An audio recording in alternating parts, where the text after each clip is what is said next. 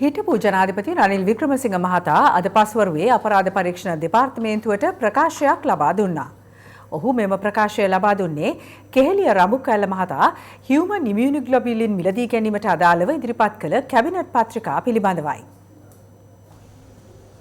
අද පස්වරු 3ට අපරාධ පරීක්ෂණ දෙපාර්තමේන්තුවට පැමිණි හිටපු ජනාධිපති රනිල් වික්‍රමසිංහ මහතා පැයක පමණ කාලයක් සිය ප්‍රකාශය ලබා දුන්නා. එහිදී හිටපු ජනාධිපතිවරයාගෙන් කරුණු විමසා තිබුණේ බාල හියුමන් ඉම්යුනෝග්ලොබියුලින් ඇතුළු ඖෂධ හදිස්සියේ මිලදී ගැනීමට අදාළව 2022 සැප්තැම්බර් 26 සහ ඔක්තෝබර් 25 ඉදිරිපත් කර තිබූ කැබිනට් පත්‍රිකා පිළිබඳවයි.